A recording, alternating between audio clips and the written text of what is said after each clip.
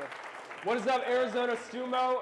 If you don't know me, my name is Blake. I've been on staff with StuMo for 3 years, and I love speaking at late night because there's students from all over campus. Like, we got Greek life people, we got sororities. I know there's some Chios here, there's some DGs, some Alpha Phis. I know I'm missing a bunch. Pi Phi, come on, Kappa, come on, we got them all. I love the fraternity guys. We got some Kappa Sigs, SAEs, obviously. I see some Sig Apps too. I know there's more. I saw a lot of people from athletics. Man, I saw my swim guy, Brian. Come on. Got swim. See some track. Yeah. See some football fellas here. And man, what I know I've got others. Barbell and Fitness Club. Look for the guys that are yoked. Yeah. Biggest, strong guys. That's those guys. I know I can't forget about the ROTC people. You know, our country's in good hands. Our country's in good hands. Man, I have so much respect for the ROTC people here. Brett was telling me he went on a team run at 5 a.m. this morning. I cannot say the last time I did that. But one time when I was a student, our football team, we went through a military-style workout. And this wasn't just any typical workout. They brought in some military guys. And like you could tell, these guys were military. Big forearms, bald head, eyes that looked like they killed a guy or two. They were a little scary, okay? And they come in and they're like, hey, we're going to do these workouts. We're going to put you through these things. Usually we'd work out for about an hour in the afternoon during the off season. These guys had us out there from 5 p.m. to 10 p.m. I felt so bad for the dinner staff because we were staying out there so late. We get done. We're moving logs. We've got sandbags on our backs. And they say, hey, be here in the locker room tomorrow morning at 4 a.m. I don't even think that was legal per NCAA, but these guys didn't care. They killed people before. So we show up. Man, I'm like 3 or 4 hours of sleep by the time you get out. And we show up, and they're like, hey, you got to be wearing your crew neck sweatshirt, which makes sense. It's cold. January, February in Tucson, for the guys and girls who've been here a little bit, you know, it gets cold in the morning. But so I'm wearing my crew neck, and we get to the locker room. It's like 4:15, and as a team, I'm thinking, okay, we're going to do a little run. We're going to go somewhere outside because we have our crew necks on. But no, they walk us all the way to the swimming pool. And one thing about football guys, we aren't the best swimmers, okay? And so we start swimming. They have us going laps. We get out the pool, do push-ups. And that was one thing. That was tough. That's like 4:30 in the morning. It's still dark. But then they say, hey, go and tread water and put your sweatshirt on underwater. Guys, I was struggling just to swim the laps. They had us treading water and putting sweatshirts on. Dan, you have a picture real quick? This wasn't us. This is a poor Washington sports team. These poor girls are having to do it. They're holding up the sweatshirt above their head. And man, I am like feeling like I'm about to drown. And finally we get done. And the whole team, we walk to the top of the stadium. And we look out, and I just remember thinking in that moment, man, these last 2 days were absolutely awful. But I am so glad I have my teammates. When life gets hard for you guys, who's your team? Who are the people in your life that you lean on? Who are the people in your life that you're spending lots and lots of time with? Who are the people in your life that are influencing how you live? Man, we all come to college wanting our time in college to end up a certain way. Some people, they came here, they want to grow professionally, relationally, physically, mentally, and that's what they want to get out of college. Some people here, they just recently started following Jesus, and they want to know, how do I walk this out in college? How do I even make an impact in my faith? And some people here tonight, they've maybe hit a point where their life where they want to turn their life around, but they just don't know how to do that. None of us can live the life we desire by going about it alone. We need a team. When the Arizona football team, they put their players together, they don't just stay in Tucson, but they look all around the country. Okay, they're hand selecting the exact person they want to fit into their team. They're very intentional. How are you guys when it comes to choosing who is going to be on your team? I've had friends from all different backgrounds throughout my life. I've had friends who had a faith, who didn't have a faith.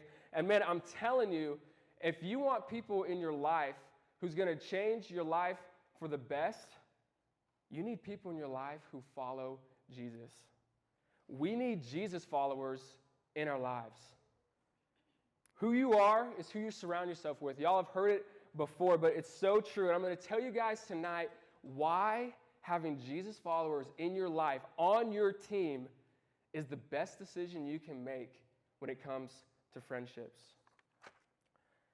Now, I say Jesus followers for a reason, okay? Everyone knows there's people who call themselves Christian that you might not know they were if you just saw them from their lives.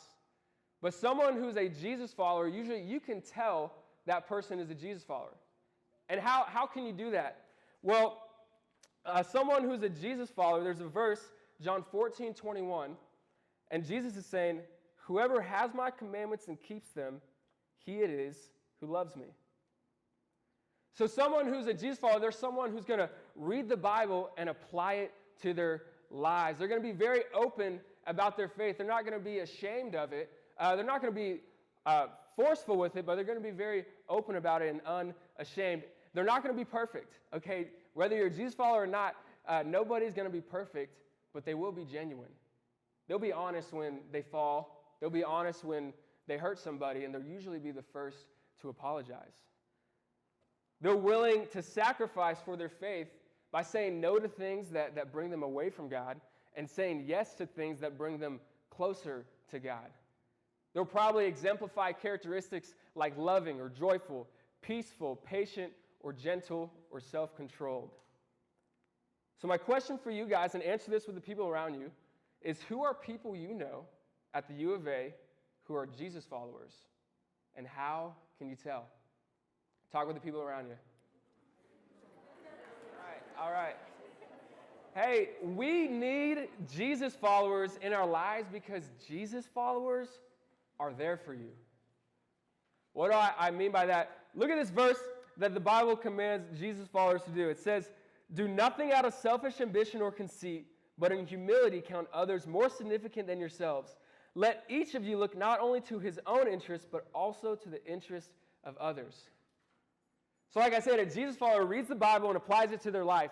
So picture if you had a friend that took this verse, look to the interests of others over yourself, and they applied it to your friendship. What would that look like? Well, I can tell you what it looks like. Man, when I was first moving into my house, I had no furniture. I had very little money to buy furniture. And a guy named Peyton Young, he's here tonight, he said, "Hey, my parents are getting rid of their living room couch. Let me ask them if they can just give it to you."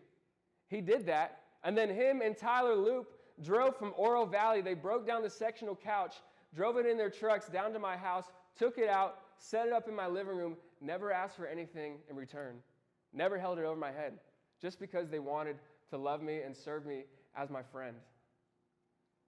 Man, I think about on Sundays, there's a group of students that go to U City Church, and afterwards they'll host brunch at one of the guys' house. And time again, every week, I feel like there's another guy that's saying, "Hey, I want to pay for the groceries that everyone is eating." I know GC did it, SAE guy. I know John L. Deary has done it. Man, these people just want to serve others because that's just what's in their heart to do. I think of a story I just heard last week of Ryzen going and picking up a bounce house from the Alpha Phi house, and there's a bunch of plastic balls there. He's got to drive it back up to Marana for his job, and he was nervous that all the balls are going to come flying out of the bed of the truck. Classic. Typical Sunday night worry.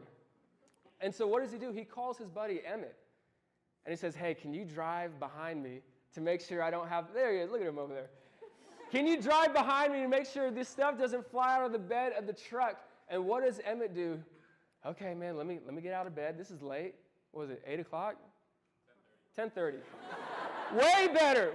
It's 10:30 at night. This dude comes out of his bed, drives all the way to Marana. That's like 35 minutes away to make sure that Ryzen can do his job well.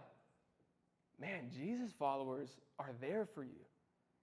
And it's not just these physical things, but it's also there when you need them emotionally. Man, look at this verse in the Bible, Galatians 6:2. It says, bear one another's burdens and so fulfill the law of Christ. Man, a couple years ago, I came back from Kaleo, which is StuMo's summer project where basically you grow super deep friendships, you grow super close with God, and you make some money on the side. And I had a guy there that we were super close. Man, we hit it off during the summer. This was one of my closest friends. And about a month goes by, and the school semester's starting to start, and I get a text that says, this friend of mine decided not to follow Jesus anymore. And man, it broke my heart, because the thing that will break my heart the most is if I hear about someone I care about that decided not to follow Jesus. I was getting breakfast with Jake right over here, and I just started crying right there in the restaurant. I couldn't hold it in. I was trying to, and Jake could tell I was trying to, and he was like, hey, let's go in the parking lot. And so we got in the car, man. I just cried, and he was there. He was comforting me. He was encouraging me, and he was reminding me of what's true. And man, I needed that during that time. Jesus followers are there for you in every single way. Do you have some on your team? The second reason we need Jesus followers in our lives is because Jesus followers encourage you. There's some people I get around and you can't help but be smiling and joyful. Like, y'all know those people that every time you're around them, they're high energy, they're smiling, they always got something good going on in their lives. And one of these guys in my life, his name is Matt. This is a picture of Matt. That's my guy right there. Yeah, he got a little mustache right there. I don't know why you guys are laughing. Nothing looks funny. Come on. Yeah, I had a cowboy hat. I'll get to that part later. We met, same thing, at Kaleo. We became super close. And he's from Iowa. He loves college football. So do I. He goes, hey, I'd love to go to an OU Texas game in Dallas. You're from Dallas. We can stay with your people. We can go to the game. I'm like, yeah, bro, let's do it. So we book a flight to Dallas. We're going to the game. And in order to get to the game, you have to take a train. And it's kind of a very sketchy train. Okay, you go on there, and you're kind of doing these the whole time. You're watching your backs. You make sure your pocket is your wallet's in your front pocket. You got nothing valuable in your back pocket. And so I'm there. I'm kind of talking to some of my friends. Well, Matt goes, and he finds the sketchiest looking guy on the bus, and he starts talking to him. And I'm like, oh, okay. I'm like ready at any moment's notice to jump in, defend him. And then I see this guy who looks so angry. He starts smiling. He starts laughing because Matt started asking him questions about his life, taking an interest in him. He was asking about his childhood, asking him about what life was like growing up for him, asking him if he had a faith. And this guy started asking questions to Matt about Jesus, and Matt just started telling him all he knew about Jesus. Man, it was one of the coolest things I've seen, and it encouraged me to want to have that same type of outlook on other people. Man, Jesus followers will encourage you in your life.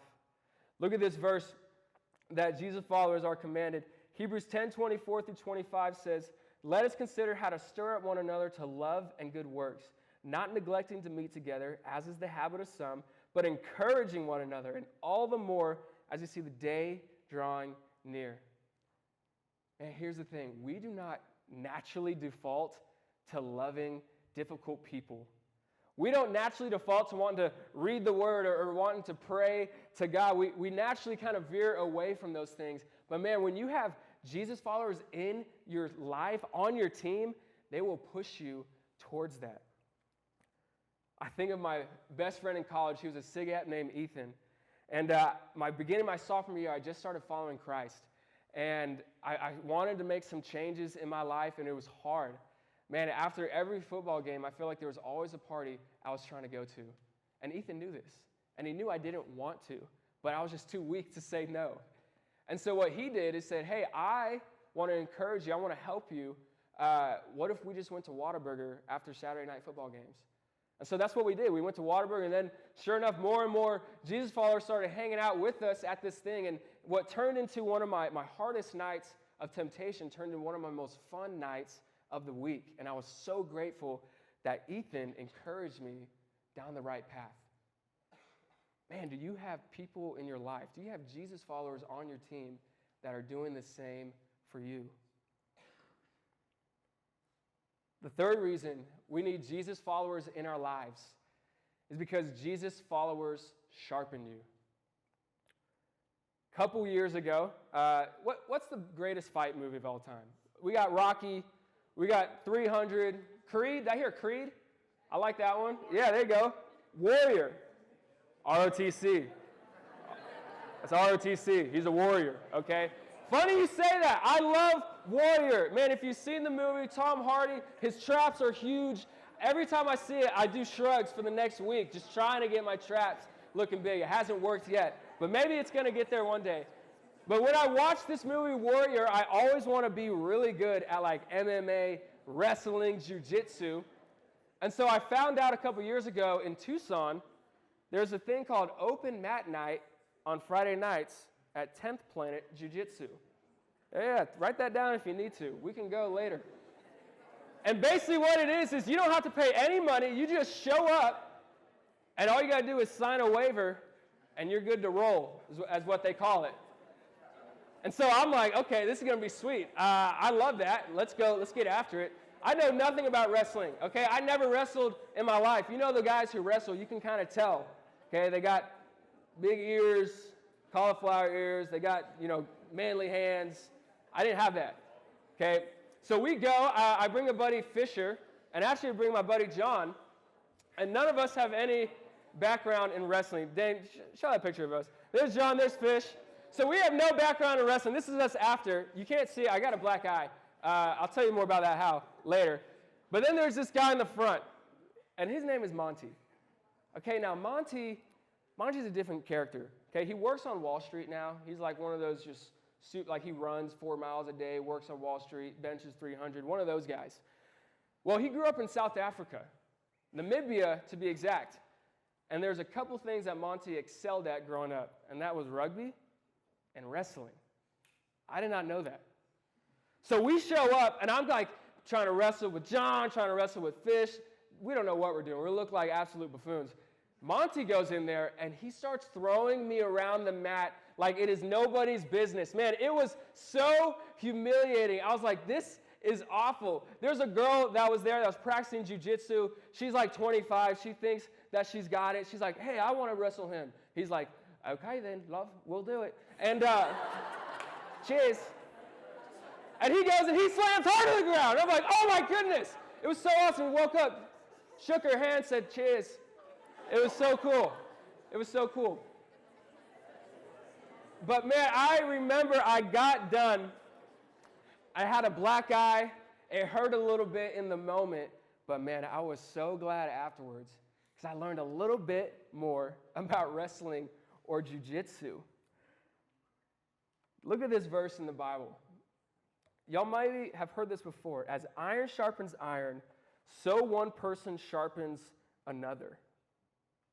Do you have people in your life? Do you have people on your team who are willing to say something to you that might hurt a little bit in the moment, but in the long run, it's going to be best for you? Man, the people who truly love you will tell you what you need to hear more than just what you want to hear. I think of my buddy Dave. He works for StuMo at ASU now, but he was a mentor of mine when I was in college. He brought me into lunch one day, and he's like, man, I just enjoy spending time with you, man. You've grown so much this year, man. It's been awesome. I'm like, man, this is good. Keep coming. Keep coming. And he's like, hey, but there's one thing I think could really help you in your character. You mind if I tell you? I'm like, oh, yeah, sure. I don't know, maybe compliment, start the day. Like, what do you need me to do? He's like, hey, when you joke and are very sarcastic with people, it actually really hurts them. And I think for you and your manhood and your leadership, it'd be better if you started encouraging people more. Man, I heard that. I was like, I'd rather get thrown on the mat by Monty again than hear that again. That hurt, man. It hurt hearing that because I was faced with an area where I was weakened. Man, I was not mature in that area yet. But I know that Dave cares about me because he told me that. And man, I'm so grateful for it now. Do you guys have people in your life who are willing to do that? Do you have Jesus followers in your life who are willing to tell you things you need to hear? Do you have a guy in your life who's willing to say, hey, dude, I don't think if we go out tonight, it's going to end in the best way for you. Let's try to do something else. Do you have a girl in your life who says, hey, I think it's really hurting your heart when you keep texting your ex? Do you have someone in your life who's willing to tell you, okay, that one was funny, I know. It hurts, it's real, okay? Sometimes we need to hear it. Do you have someone in your life who's willing to tell you these hard things? I know, too personal, I'm sorry. I'm not calling out anybody specific. I don't know anybody's business, okay? I don't know anybody's business. Hey, the people who truly love you are the ones who tell you what you need to hear more than what you want to hear. Do you have Jesus followers in your life so that they can do that? Who's your team? We need Jesus followers in our lives because they are there for you, they encourage you, and they sharpen you. So what could this look like in your life? What would it look like if you took these things and applied them? You may be thinking, hey, I don't really know any Jesus followers right now. Or maybe you're thinking, I know there's one guy or there's one girl, but we're not really tight like that. I wouldn't say they're part of my team. Man, how can we apply what we learn tonight? The first way you can bring Jesus followers into your team is to find a Jesus follower and get in their life. Everyone wants things to happen to them. Man, be proactive and take initiative and get in their life. Whatever it looks like. Hey, for the guys, it could be, hey, let's get a lift together. Let's talk about faith. Let's get lunch together. Let's talk about this. I want to talk about the talk tonight. For the girls, you can be, hey, let's get coffee. Let's go for a run. We can get our nails done together, whatever you guys do. Get creative. It can be fun. It can be fun. Let's watch our show. It can be fun. The key is be proactive. Who is that person that you answered the first question to when I asked you, who's a Jesus follower you know? Man, get in their life. Talk to them. Text them. Be like, hey, how can we spend some time together? The second way you can bring Jesus followers into your team is to let a Jesus follower know your life.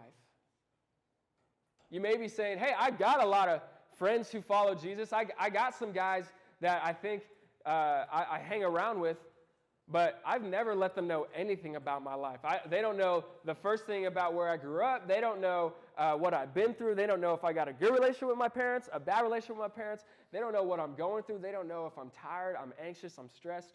Man, let a Jesus follower get to know your life, and they will be such a help to you. I promise they're not going to think you're weak. They're not going to think you're over-emotional. They're not going to say, why are you like that? They're going to come alongside you and help you. And I know this because I've seen it in my own life, and I've seen it in the lives of the Jesus followers here. And another way that you can bring Jesus followers into your team is to come back next week for SMC night. But we're going to talk a little bit more about that. But before I say that, we got a question for you guys. Talk with the people around you. What is the step you want to take towards having Jesus followers in your life? Talk with the people around you. Saying, hey, what could your life look like if you applied these things to your life? You'll have people who push you in the right direction. You'll have friends who are open with their struggles, and they let you do the same. You get together, you have conversations that lift you up, that build you up, that make you want to love God and love others more. You have friends who are willing to tell you hard truths, but they're also willing to walk with you through them. Man, too many people in life just let relationships happen to them. Be different. Be proactive. Be intentional. Bring Jesus followers into your life